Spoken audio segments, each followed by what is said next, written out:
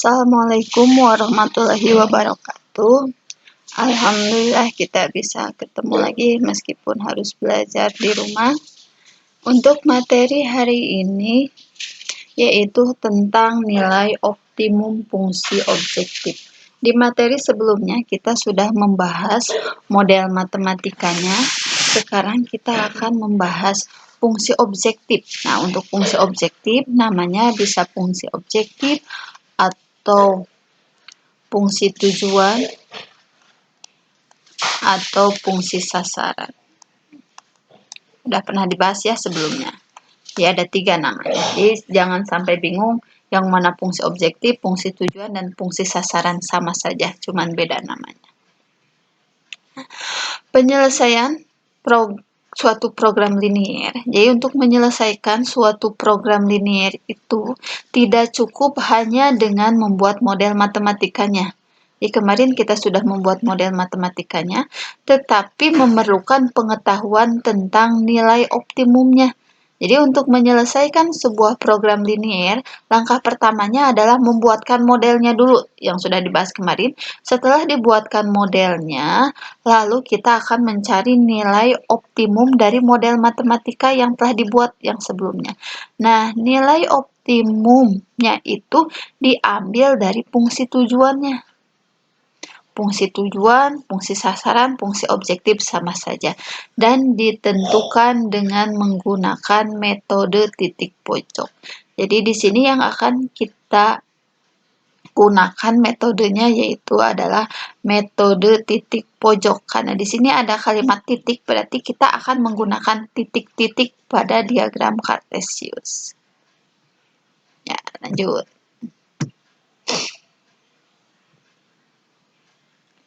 Pada umumnya, harga optimum itu, di sini harga optimum itu adalah maksimum dan minimum.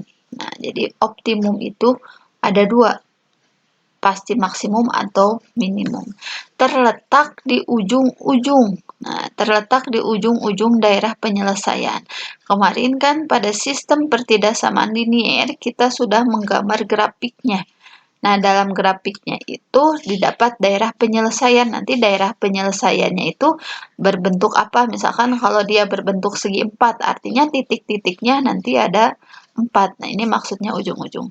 Oleh karena itu, nilai maksimum dan minimum dari suatu daerah penyelesaian tersebut tertentu dapat diselidiki dengan cara mensubstitusikan. Nah, nanti substitusikan saja titik-titik yang didapat pada daerah penyelesaian, atau misalkan daerah penyelesaiannya dia berbentuk, misalkan dia berbentuk segi 4 seperti ini. Maka dia mempunyai 4 buah titik nih, ada 4 buah titik. Nanti koordinat titik ini disubstitusikan ke fungsi tujuannya. Nah, untuk lebih jelasnya kita lihat contohnya. Nah, contoh. Luas suatu area peternakan. Langkah pertama untuk menyelesaikan program linier, kita harus mengubah dulu soal ini ya ke dalam bentuk model matematika. Masih ingat model matematikanya? Model matematika. Oke. Ingat ya cara membuat model matematika. Langkah pertama, kita lihat suatu area peternakan adalah 200 meter persegi. Jadi kita lihat dulu rencananya kita punya area peternakan dengan luas 200 meter persegi. Untuk membuat sebuah kandang. Nah, rencananya area peternakan itu kita akan membuat kandang ayam. Ya, kita berencana mau membuat kandang ayam yang rata-rata diperlukan untuk kandang ayam itu 10 meter persegi. Sekarang kita tentukan dulu objeknya, rencananya kita akan membuat apa. Dan untuk membuat kandang kambing. Nah, di sini variabelnya sudah jelas bahwa luas area peternakan tersebut yang seluas 200 meter persegi itu, kita akan membuat kandang ayam dan kandang kandang kambing. Oke, kandang kambing. kita misalkan, ini variabelnya. Kandang ayam kita misalkan dengan X dan kandang kambing kita misalkan dengan Y. Kalau sudah dapat variabelnya, lalu kita buatkan pembatasnya, fungsi kendalanya. Di sini fungsi kendalanya, kandang ayam itu memerlukan luas berapa? Coba. Ya, betul. Kandang ayam memerlukan luasnya 10 meter persegi. Itu ya. Langsung aja gambarnya di sini. Sedangkan kandang kambing memerlukan 20 meter persegi. Memerlukan 20 meter persegi. Coba kalau kandang ayam 10 meter persegi dan kandang kambing 20 meter persegi, sedangkan luas areanya ada berapa? Luas areanya, ya betul, luas area seluruhnya adalah 200 meter persegi. Kita buatkan fungsi kendalanya. Jadi 10 untuk kandang ayam, 10X ditambah 20 meter persegi untuk kandang kambing, 20Y. Nah, luas kandang ayam dan kandang kambing itu tidak boleh melebihi dari 200 meter persegi. Jadi nilainya itu harus kurang dari sama dengan 200 meter persegi. Nah, ini fungsi kendala yang pertama. Fungsi kendala yang kedua mana? Kita baca lagi. Area peternakan tersebut tidak mampu menampung lebih dari 12 kandang. Jadi, ketika kita akan membuat kandang ayam dan kandang sapi, kandang ayam dan kandang sapi yang dibuat itu tidak boleh lebih dari 12, artinya harus kurang dari sama dengan 12. Ya. Tuh. Hasil dari sebuah kandang ayam. Nah, berarti kalau ada hasil, artinya sudah muncul fungsi tujuannya. Fungsi tujuannya f, x, y, dia itu akan menghasilkan 110.000 per hari. Itu untuk siapa? Untuk kandang ayam ya. Tadi kita sudah memisahkan kandang ayam itu dengan X dan 200.000 untuk kandang kambing ya, kandang kambing ya. Nah, jangan lupa setelah ini untuk X dan Y-nya dia selalu positif karena menunjukkan jumlah. Jadi X-nya itu pasti lebih besar sama dengan 0 dan Y-nya lebih besar sama dengan 0 karena X dan Y menunjukkan jumlah banyaknya. Tidak mungkin negatif. Nah, ini untuk model matematikanya. Setelah dibuatkan model matematika, langkah selanjutnya kita menggambarkan grafiknya pada diagram Kartesius. Nah, ini tadi yang sudah kita buatkan model matematikanya. Yang dibuatkan grafiknya yaitu sistemnya. Ini sistem. Oke, ini sistemnya ya. Fungsi tujuannya tidak dibuatkan grafik. Nanti fungsi tujuan yang ini untuk mencari nilai optimumnya, maksimum dan minimum. Karena tujuan kita di sini adalah berapakah, coba kita cek lagi.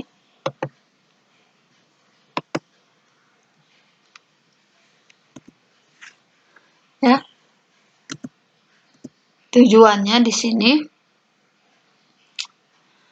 yang ditanyakan adalah berapakah hasil yang didapatkan. Hasil itu artinya hasil keuntungan yang didapatkan. Nah, kenapa di sini disebut keuntungan? Karena di sini muncul maksimum. Oke, hasil maksimum yang didapatkan dari area peternakan tersebut. Nah, kita mau buat grafiknya dulu sekarang. Nah, di sini sudah disiapkan diagram Kartesiusnya. Ini sumbu X. Lalu yang ini adalah sumbu Y. Nah, kita gambarkan dulu yang ini. X lebih besar sama dengan 0. Di sini kasih keterangan dulu untuk menggambar grafik. Jadi kasih keterangannya yang daerah kosongnya merupakan DHP. Nah, jadi perjanjian awalnya biasanya kan kalau sebelumnya yang diarsir itu adalah DHP, kalau sekarang yang bukan, yang tidak diarsir merupakan DHP atau yang kita biarkan bersih itunya. Gambarnya ya. Kita lihat X lebih besar sama dengan 0. Nah, ini titik pusat 0, 0,0.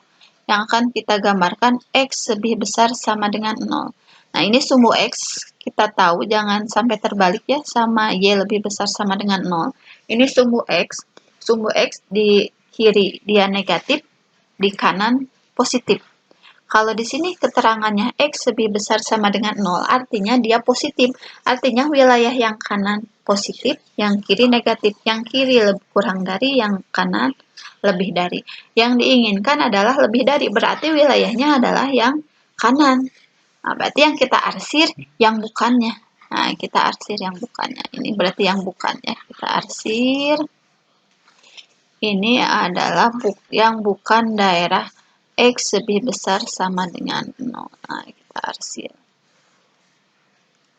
Karena tadi kita sudah buatkan perjanjian yang merupakan DHP-nya kita biarkan kosong. Yang kedua adalah Y lebih besar sama dengan 0. Nah, perhatikan sumbu Y.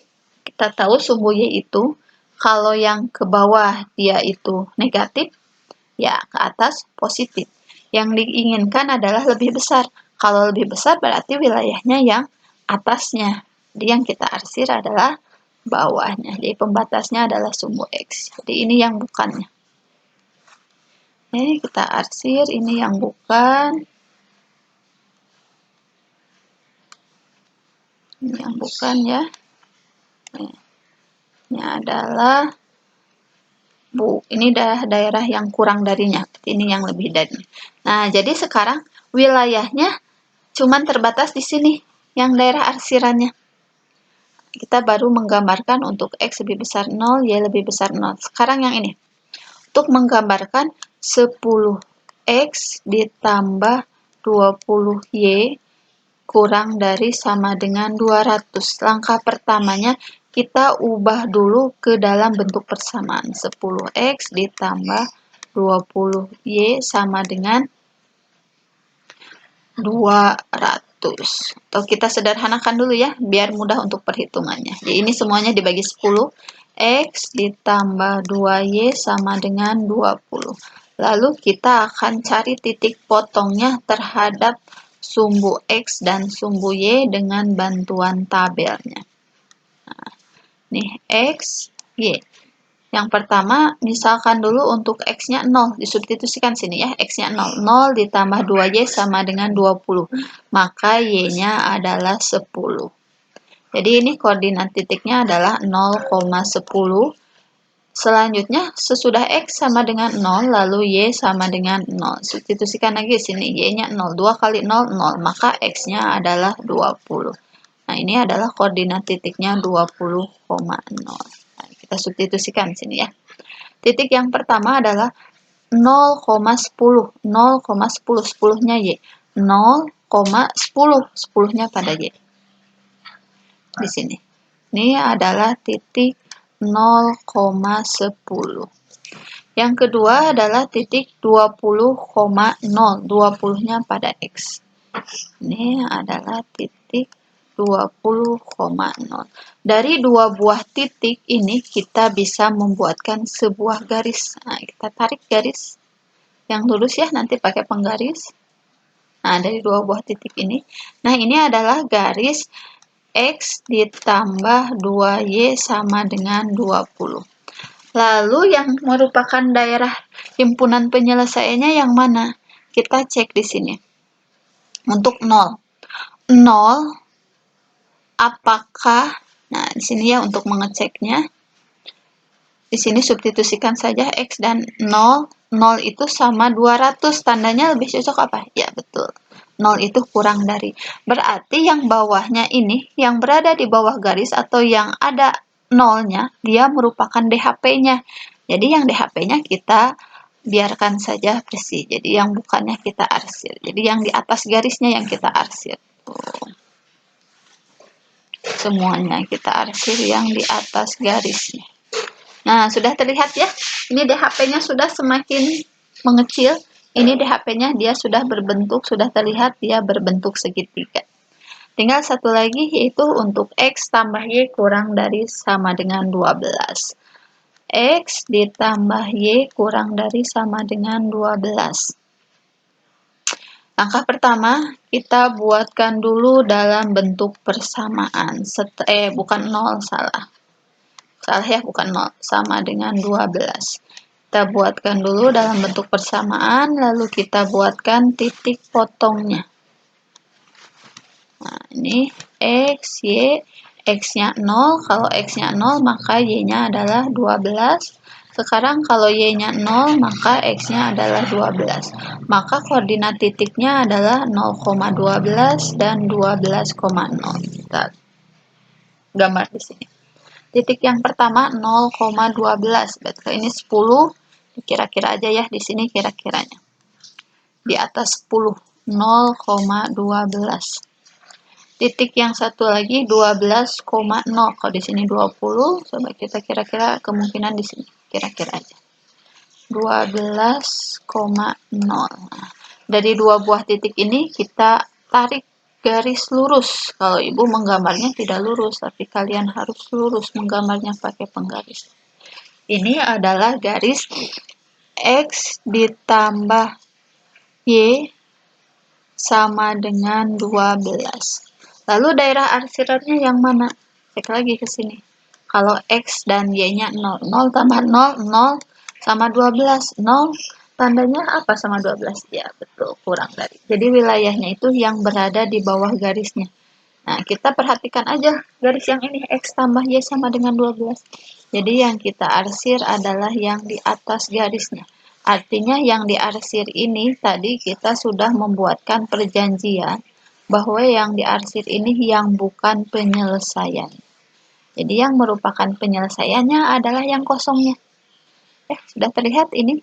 Ini adalah DHP-nya, daerah himpunan penyelesaiannya.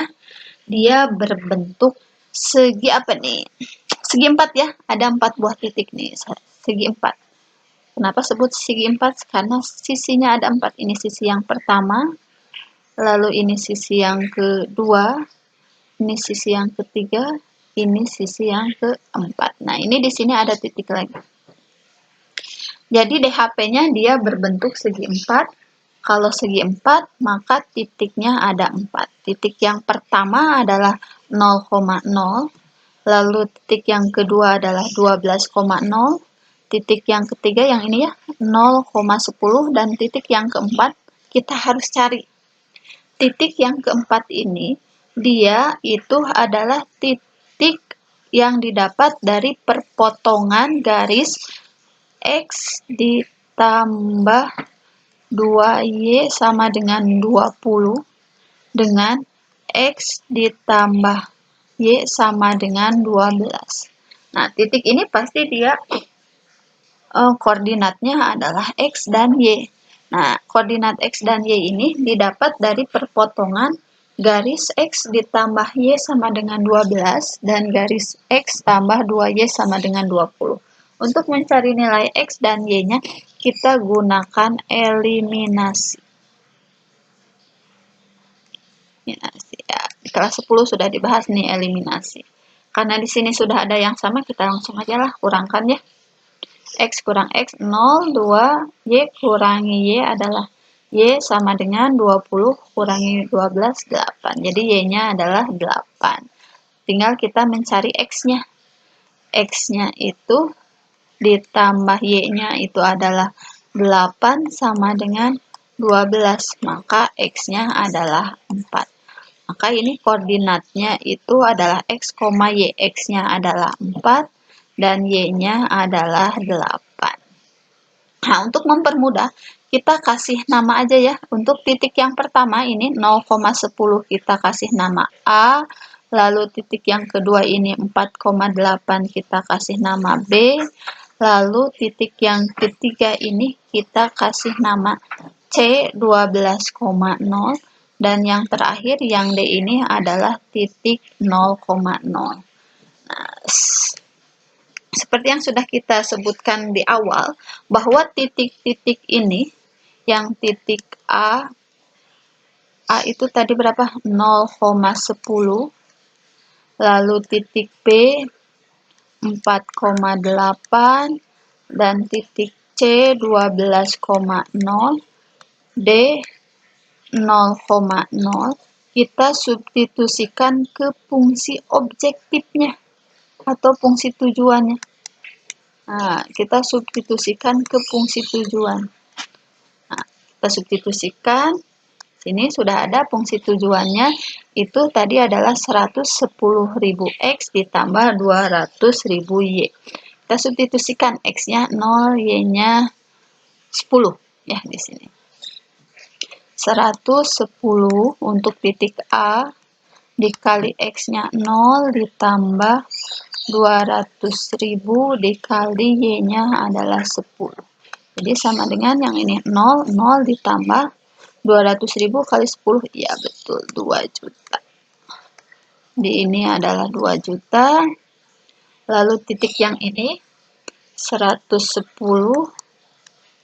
dikali X-nya adalah 4 ditambah 200.000 dikali Y-nya 8, sama dengan 4 dikali 110, ya betul 440, ditambah 8 kali 200, 1.600.000.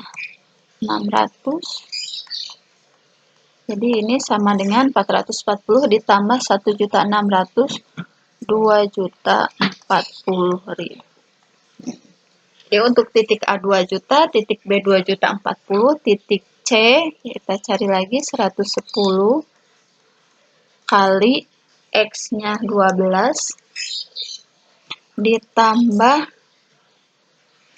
200 dikali Y-nya 0 sama dengan 0. Kita cari 11 kali 12. Berapa 11 kali 12? Ya. 110.000 kali 12 itu 1.320.000 ditambah 0, jadi sama dengan 1.320.000. Untuk yang titik D 110 kali 0 ditambah 200.000 kali 0, jadi hasilnya 0. Nah, dari nilai keempat titik ini, mana yang lebih besar? Ya betul, yang lebih besar adalah 2 juta 40, yang lebih kecil adalah 0. Maka ini kita sebut dengan maksimum. Yang ini 0 kita sebut dengan 0. Yang minimumnya yang ini nih, bukan yang ini. Nah, ini pasti dia tidak dapat keuntungan kalau nolnya. Biasanya yang minimumnya yang ini nih, yang 1.320.000. Meskipun 0 itu dia itu tidak dapat keuntungan kan pastinya kalau dalam keuntungan. Ini minimumnya 0 ya. 1.320.000. Nah, di sana yang diinginkan adalah nilai maksimumnya. Jadi nilai maksimumnya adalah 2.040.000 rupiah.